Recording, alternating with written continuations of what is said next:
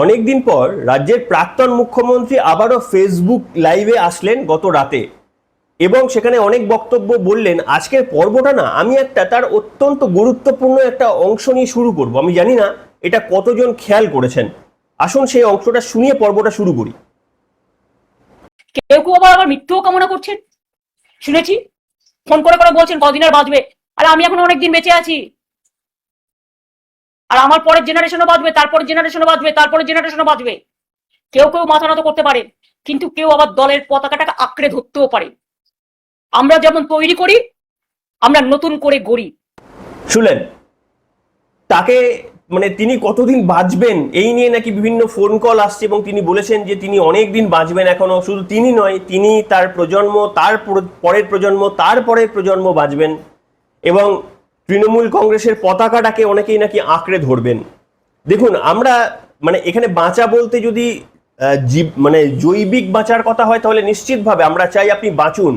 আপনার আমলে একেবারে পশ্চিমবঙ্গকে তিলে তিলে শেষ করে দেওয়া, ধর্ষকদের পাশে দাঁড়ানো, ধর্ষণকারীদের বিরুদ্ধে অভিযোগগুলো তুচ্ছ-তাচ্ছিল্য করে তাদের বিরুদ্ধেই আঙুল তোলা এবং চাকরি চুরি সহ বিভিন্ন রাজ্যের চুরি আপনাদের এক একটা কাউন্সিলরের কাছে এমন করে রেখেছিলেন যাতে 1300 কোটি 1400 কোটি টাকার মালিক তারা হতে পারেন, এই বন্দোবস্ত করে দেওয়া, পশ্চিমবঙ্গের মানুষকে নিঃস্ব করে দেওয়া, এই সমস্ত কিছু ভাগ, যত পাপের ভাগ একেবারে শেষ ইঞ্চি পর্যন্ত যতদিন না আপনি পাচ্ছেন, ভগবানের কাছে প্রার্থনা করি আপনি সুস্থভাবে বেঁচে থাকুন, আপনার পরিবাররাও সুস্থভাবে বেঁচে থাকুক।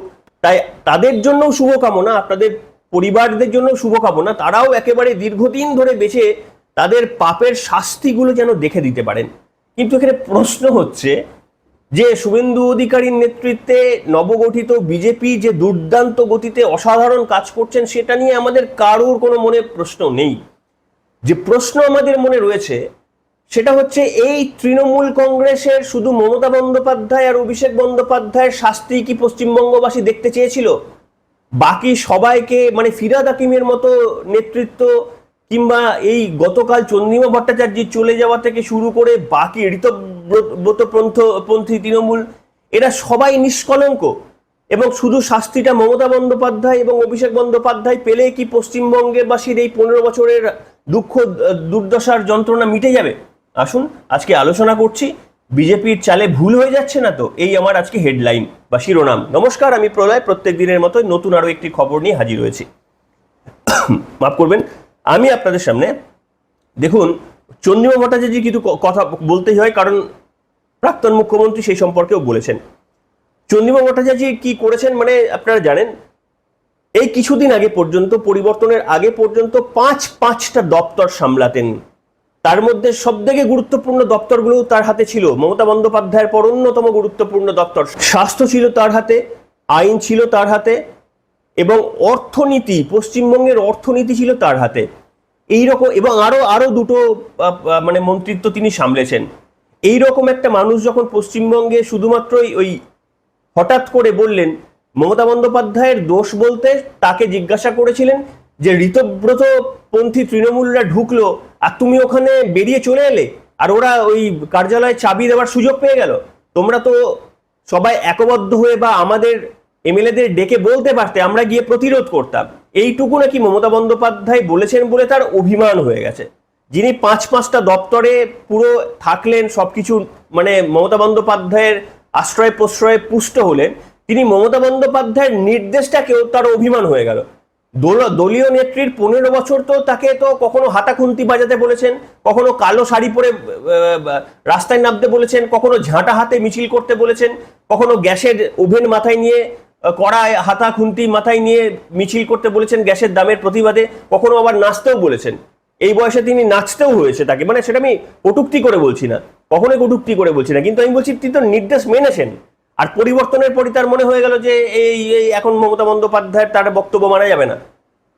তিনি আরো কি বলেছেন, মারাত্মক মারাত্মক তথ্য আমি বলবো আপনাদের সামনে। একটা জায়গায় বলছেন সাংবাদিকদের যে আমি আপনাদের সঙ্গেও দুর্ব্যবহার করেছি। আপনাদের ভাবুন, আপনাদের সঙ্গেও দুর্ব্যবহার করেছি এবং সেখানে আমাদের বলার পরিসর ছিল না, অনেক প্রশ্নের উত্তর আপনাদের সামনে দিতে পারিনি কারণ আমাদের ইনস্ট্রাকশন ছিল না, তাই আপনাদের সঙ্গেও দুর্ব্যবহার করেছি। কি বলেছেন শুনুন আপনারা। আপনাদের সাথে আমি রূঢ় ব্যবহার করেছি, আমি স্বীকার করছি। আমি কারোর দোষ দেখি না। আমি এত বড় লিডার নই যে আমি মমতা বন্দ্যোপাধ্যায়ের দোষ করবো দেখবো। উনি আমায় বলেছেন, আমার দুঃখ লেগেছে যে আমার বিশ্বাসযোগ্যতা, আপনারা জানেন এখানে যে আমার আনুগত্য কি, আমার বিশ্বাসযোগ্যতা কি। এমন কি আপনাদের সাথে আমি রূঢ় ব্যবহার করেছি, আমি স্বীকার করছি যে আমি বলবো না মন্ত্রগুপ্তি আছে অথবা মমতা বন্দ্যোপাধ্যায়ের নির্দেশ ছাড়া বলবো না, এটা আপনারাও সবাই জানেন। আমি রূঢ় ব্যবহার করেছি। আপনাদের কাছে আমি ক্ষমা প্রার্থী তার জন্য। আপনাদের প্রশ্নের জবাব দিইনি আমি যখন তখন আপনাদের প্রশ্নের জবাব দিতাম না। সেইখানে দাঁড়িয়ে আমার দুঃখ লেগেছে, হয়তো ব্যর্থতাটা আমারই হয়। মমতা বন্দ্যোপাধ্যায় কি এটাও শিখিয়ে দিয়েছিল যে দুর্ব্যবহার করার জন্য? মমতা বন্দ্যোপাধ্যায় নিজে সবার সঙ্গে দুর্ব্যবহার করতেন, সেটা ঠিক আছে। মমতা বন্দ্যোপাধ্যায় শাস্তি তিনি পাচ্ছেন এবং চরম শাস্তি তার পাওয়া উচিত। মমতা বন্দ্যোপাধ্যায় আপনাকে বলেছিল হোয়াটসঅ্যাপের চ্যাটটা দেখান না যে চন্দ্রিমা গিয়ে তুমি একটু সাংবাদিকের সঙ্গে দুর্ব্যবহার করো? কই, আপনাদের দলের তো এরকম অনেক রয়েছেন। তাপস রায় যতদিন ছিলেন কখনো তো কারোর কোনো সাংবাদিকের সঙ্গে দুর্ব্যবহার করেনি। কিংবা আপনাদের দলে তো এখনো অনেক মানে এখনো গুটি কথে হলেও রয়েছেন যারা সাংবাদিকদের সঙ্গে তো দুর্ব্যবহার করেনি।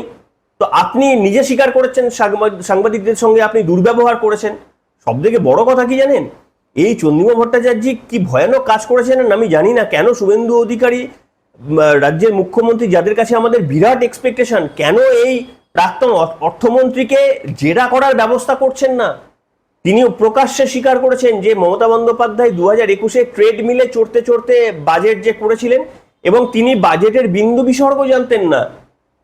এটা তিনি বলেছিলেন। তিনি বলেছেন যে আমরা যখন নাকি বাজেট জানতে পেরেছি বিধানসভায়, চন্দ্রিমা ভট্টাচার্যের ওই হাসি মুখে, আমি আর বাকিটা বললাম না, তার নাকি কিছুক্ষণ আগে তিনি বাজেট জানতে পেরেছেন। এবং আমরা দেখেছিলাম হঠাৎ করে মমতা বন্দ্যোপাধ্যায় বিধানসভায় ওই চিরকুটে লিখে দেওয়া, তারপরে সেই চিরকুট নিয়ে কেউ বিধানসভায় ওই চন্দ্রিমা ভট্টাচার্য যখন বাজেট পড়ছেন তার হাতে দেওয়ার পরই চন্দ্রিমা ভট্টাচার্য ওটা দেখেই বলে দিলেন 4% ডিএ বাড়িয়ে দেওয়া হলো। এরকম ভাবে বাজেট পেশ হয়েছে এবং সেটা সঠিক কথা। কিন্তু আপনি তার মানে জেনে শুনে, আপনি জানতেন এতদিন ধরে যে আপনি এর বিন্দু বিসর্গ জানতেন না, তার সত্ত্বেও আপনি অর্থমন্ত্রী ছিলেন শেষ দিন পর্যন্ত মমতা বন্দ্যোপাধ্যায়ের। এবং মমতা বন্দ্যোপাধ্যায় এবারে জিতে গেলেও আপনি অর্থমন্ত্রীর পদে বহাল থাকতেন। আপনার বিরুদ্ধে তো মানে বিভাগীয় তদন্ত হওয়া উচিত। আপনি পশ্চিমবঙ্গের এই যে অর্থনীতি, আজকে পশ্চিমবঙ্গ মানুষের, যদি গরিব যারা রয়ে গিয়েছেন, যারা প্রকল্পের টাকা পাননি, যারা এই যে তৃণমূল কংগ্রেসের বিভিন্ন রকম যে পার্টি অফিসগুলো খুললেই যে তছরূপের ছবি আমরা দেখছি, তো আপনি দায়বদ্ধ অর্থমন্ত্রী হিসেবে, আপনি দায়বদ্ধ। আপনি দল ছাড়ছেন সেটা আলাদা ব্যাপার, আপনি সেটা সিদ্ধান্ত নিতে পারেন। আপনি দল ছাড়বেন, মমতা বন্দ্যোপাধ্যায় ছাড়বেন, আপনি সিদ্ধান্ত নিতে পারেন। কিন্তু আপনার বিরুদ্ধে বিভাগীয় তদন্ত কেন হবে না? আমার এইখানে বক্তব্য হচ্ছে বিজেপির কি চালে ভুল হয়ে যাচ্ছে? আজকে এই তৃণমূলের শাস্তির জন্য আমরা মানে অপেক্ষা করেছিলাম এই 15টা বছর, যে তৃণমূলের 90% ছাড় পেয়ে যাবে শুধুমাত্র বিদ্রোহী তৃণমূল বলে। 80 জনের মধ্যে এখন নাকি 62 জন না 63 জন হয়ে গেল এটা নিয়ে।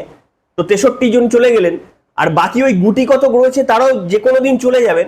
তার মানে ওই তৃণমূলের শুধুমাত্র এই কুণাল ঘোষ, মদন মিত্রি মানে লোক বিধানসভার কথা বলছি, কুণাল ঘোষ, মদন মিত্রির আর তো কেউ নেই। আর যদি বাকি দুই ধরে নেতৃত্ব মমতা বন্দ্যোপাধ্যায়, অভিষেক বন্দ্যোপাধ্যায়, এদের শাস্তির জন্য আমরা অপেক্ষা করে বসে রয়েছি। ডেরেক ওব্রায়েন, দোলা সেন আর মহুয়া মৈত্র আর কল্যাণ বন্দ্যোপাধ্যায়, এদের শাস্তির জন্য কি আমরা শুধু বসে রয়েছি যে এরা শাস্তি পেলে পশ্চিমবঙ্গের মানুষের ব্যাস দুর্নীতিটা এরাই শুধু করেছে?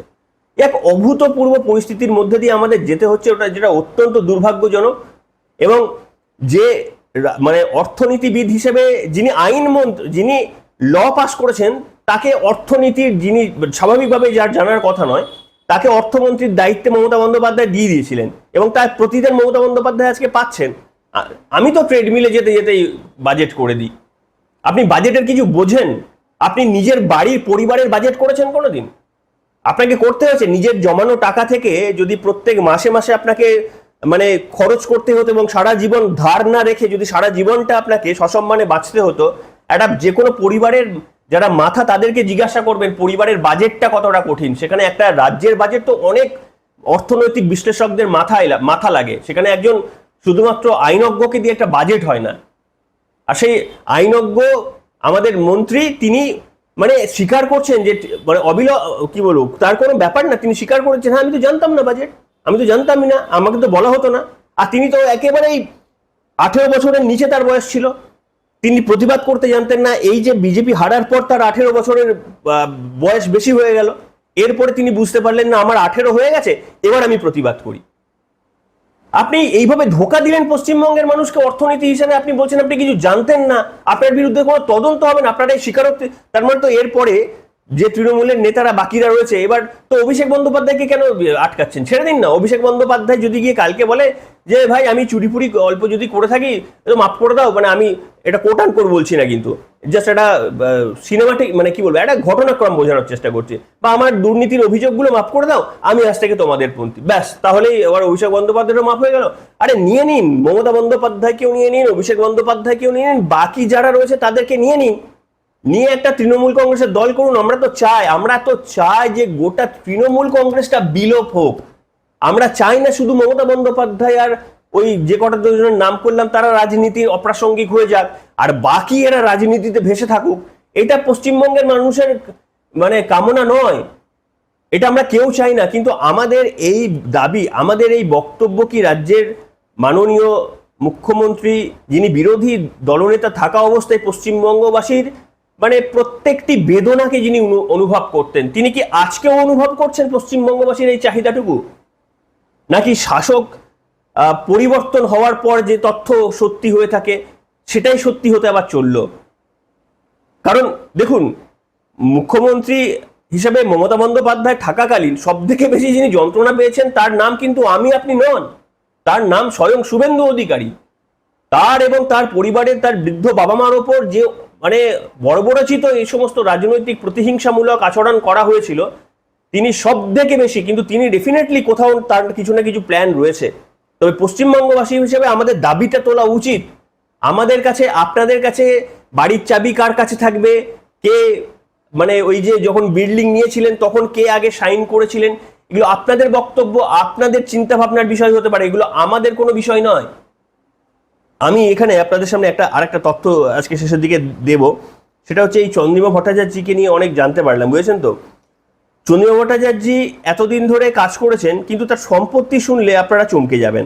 এখানে আমি একটা পেপারে দেখলাম, সংবাদ মাধ্যমে, সেখানে আমি দেখছি যে 2024-25 অর্থবর্ষে তার আয় দেখানো হয়েছে 2,33,550 টাকা। মাত্র এক বছরে তার আয় নাকি 2,33,000 টাকা। 24-25 মানে বিগত অর্থবর্ষে। আপনি ভাবতে পারেন একজন এতদিনকার মন্ত্রী, মানে মমতা বন্দ্যোপাধ্যায় 2011 সালে যখন এসেছিলেন তখনও মন্ত্রিত্বের পদে ছিলেন তিনি, এবং সে তখনও মাল্টিপল ইন্ডিপেন্ডেন্ট মন্ত্রিত্ব ছিলেন। তারপরে সারা মানে যতদিন ছিলেন 15টা বছর কোনো না কোনো বড় বড় গুরুত্বপূর্ণ দায়িত্বে ছিলেন। কিছুদিন আগে রাজ্য সভাপতিও করা হয়েছিল, সেটিও তিনি ছেড়ে দিলেন।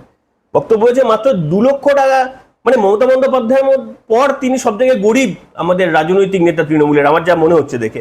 তার স্বামী ওই সময় আয় ছিল বার্ষিক 4 লক্ষ টাকা। আচ্ছা, এবার 2020-21 একটু আগিয়ে যখন নির্বাচন ছিল, তখনও চন্দ্রিমা ভট্টাচার্য যখন ওই হলফনামা ছিল, বার্ষিক আয় ছিল 2,25,000 টাকা। অর্থাৎ প্রত্যেক বছরই ওই 2 লক্ষ টাকা করে, মানে আমি জানি না, দেখুন 2 লক্ষ টাকা করে আয় তো এখন মানে প্রাইমারি স্কুলের শিক্ষকরাও এর থেকে বেশি করেন। আমি কাউকে অতিরিক্ত সম্মানও দিচ্ছি না, আবার কম সম্মানও দিচ্ছি না, আমি ফ্যাক্ট আনার চেষ্টা করছি। একটা প্রাইমারি স্কুলের শিক্ষকরাও তো 2,25,000 টাকার কাছাকাছি বা তার বেশি বেতন পান হয়তো। তো রাজ্যের মন্ত্রী এটুকু টাকা তার মানে ভালো ব্যাপার। এবং মানে এইরকম তৃণমূল তার যাওয়ার প্রয়োজনীয়তা তো আর নেই, বাকিদের প্রয়োজনীয়তা আমরা বুঝতে পারি যে কেন তারা যাচ্ছেন। মানে এটা আমাদের ধোঁয়াশা যে তৃণমূলের মধ্যে থেকে এত। তবে হ্যাঁ, এটা ঠিক যে তৃণমূল কংগ্রেসের বিভিন্ন ইডি সিবিআই তদন্তের মুখে আমরা মোটামুটি 80-90% আমরা কভার করে মানে দেখে নিয়েছি, কিন্তু কখনো চন্দ্রিমা ভট্টাচার্যের ডাক সে অর্থে কখনো তদন্তকারী সংস্থার কাছ থেকে আমরা দেখিনি। তবে তৃণমূলের আমলে এইরকম বার্ষিক আয়, এটাও কিন্তু মানে বেশ অকল্পনীয় ব্যাপার। তো যাই হোক, আমাদের বক্তব্য হচ্ছে যে পরিষ্কারভাবে ওই পার্টি অফিসটা ভালো তৃণমূলের না খারাপ তৃণমূলের প্রতীকটা মমতা বন্দ্যোপাধ্যায় বলেছেন যে প্রতীকটা হাতছাড়া হয়ে যাবে, সেটা তিনি জানেন। তিনি বলেছেন প্রতীক হাতছাড়া হয়ে গেলেও আমরা আছি, অর্থাৎ তিনি জানেন যে প্রতীকটাও যে কোনো দিন তার হাতছাড়া হয়ে যাবে। আমি ভুলে গেছিলাম বলতে, আমি শোনাবো এই জায়গাটা একবার।